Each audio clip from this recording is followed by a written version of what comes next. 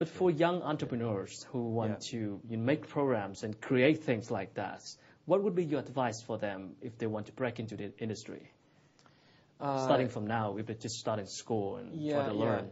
And again, it's making sure that you look at what's going on. I mean, many of them are, but I mean, spend some time, a part of your day, going online and get the really good news services in technology and design and other things, and just see what's going on.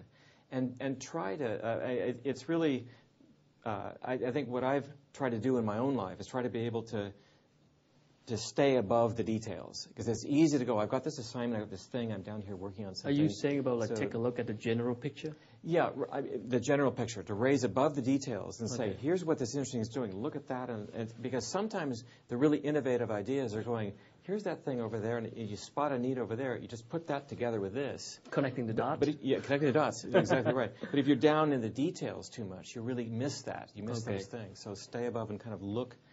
Because often the innovation needs to have an audience. It's often meeting some kind of need. You got to spot that and see it somewhere. So, interesting. I remember something that Steve Jobs, which is the founder of Apple, said something that's they don't do like research, because when they create something and then it come out to the market, then people already get bored with it. So they create something that people will love it. Yeah. Is this something that we should look to? I mean, what do you think of that? Well, I mean, what Apple has been so good at under the leadership, we all miss Steve Jobs. Yeah. It's sad he's gone.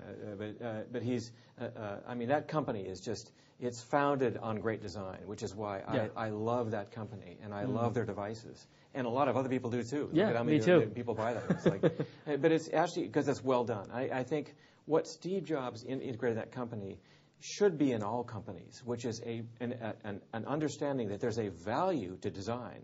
Yeah. That when they're really good and really simple, people love them, But how do you know? How do you come up with the design and everybody love it? How? I mean, what's sort of the process? Sometimes the process, when we use our process, what I look a lot at is I try to train designers to experiment with things and learn this. I call it sketching. I don't mean drawing when I say sketch. I got it. I mean just roughing things out, because sometimes as designers you want to make, at the end of the day, one nice example. And I'll go to a designer and say, look, we're going to explore. Let's explore 15 different ideas today. Let's look at them at the end of the day. Instead, I get one they've gone into a rich program and they've made it really look beautiful, one idea. That's not where we want to be. You need to be able to explore and make prototypes and do that quickly, so you can actually have an idea and actually sort of see it, and look at it, make a simple version of it, and then from a technical standpoint, there are ways to sort of mock things up and try it out, try and put it out to and let somebody. So you do have some experiment first, right? Yeah, and actually, in this particular world where the technology is moving so fast, it's hard for companies, big companies, to say, well, we're going to make this thing, and we're going to test it, and for a couple of years and put it out. It's old by the time you get there. So how do they do that? So as quickly as possible, you want to get something to market. We often say that the new testing is this beta version. The beta version is not something, you put it out there. Look at Google. I mean, Google puts ideas out there and lets the audience test it, and that's kind of the way you have to be. So they kind of fix it on the go too, right? Yeah. When people just try it. And it can happen everywhere. Like I mean, if you're a bank, you need to have something solid out there, and your digital products that you're doing. But what I'm getting is that there is a way to experiment and learn from your audience, put things out there, and be able to watch on a fairly rapid manner. I want to talk about something I think is very important in your industry, which is the copyright. How do you protect your ideas?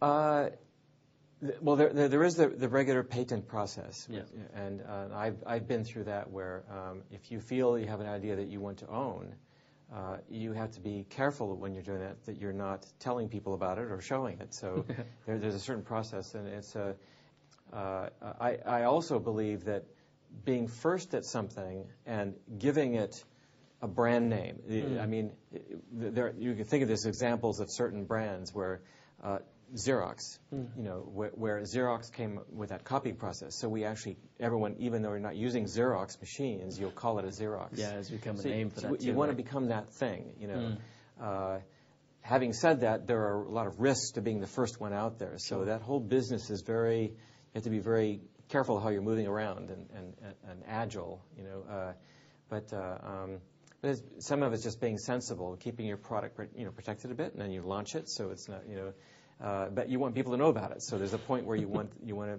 accept the public relations and putting it out there in a proper way and getting people excited about it. So how do you test the ideas, the new ideas, if you don't tell them? Well, you have to protect your patent, but I mean you have to tell them, right? Yeah. Well, you mean telling the patent company or the patent board or the audience? Yeah. Yes. Well, that. You can do that with samplings of people. It doesn't mean you have to have the whole product out. I mean, that's with user testing. I mean, you can test usability testing. You can bring people in. So you can still protect the ideas. Yes. I think that I'm not an expert in this, but I've observed that it's amazing the products you mentioned earlier from Apple.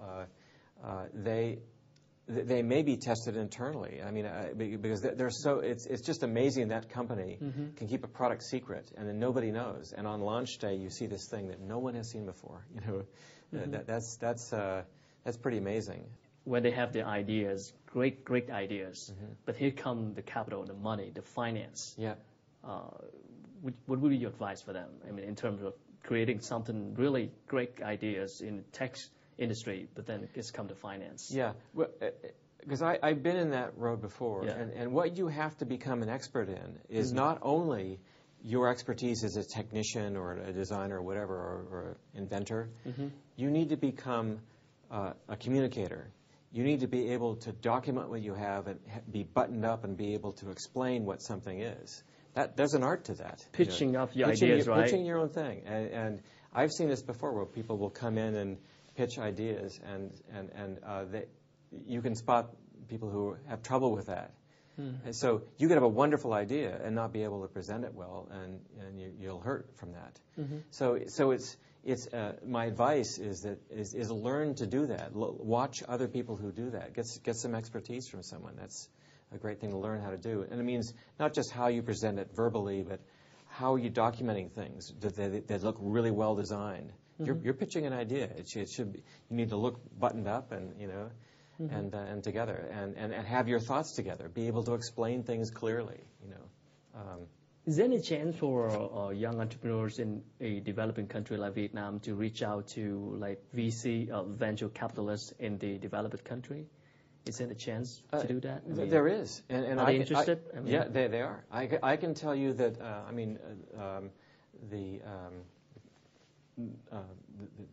The financing people and other people looking for ideas in the United States and and UK and other places, we're looking at developing countries to see what's here. So there was interest when I told people in the UK that I was coming. I'm flying out to Vietnam, and I'm very interested. My first time here, just to be here is really wonderful. But it was quite impressive, I have to say. I mean, I met with the folks, for the first time from Bakermax, and the vision is very clear, and it's really good. There's something going on here, and that will be noticed by others in other parts of the world. So, I mean, if you serve on an advisory board for TIC, where you review a lot of plans for entrepreneurs in Vietnam. But I mean, in the future, I mean, if they need capitals, and would you help connecting them to like the VC or any investors? I could do what I could, but I wouldn't be the best source of that. I think there are other people I could think of who would be better. So you have your own network, right? Yeah. So, but what I could do is steer them to those other people, rather than myself. I'm not the money guy. Yeah. All right. Thank you so much for sharing, and thank you so much for coming to Vietnam and making such a wonderful presentation.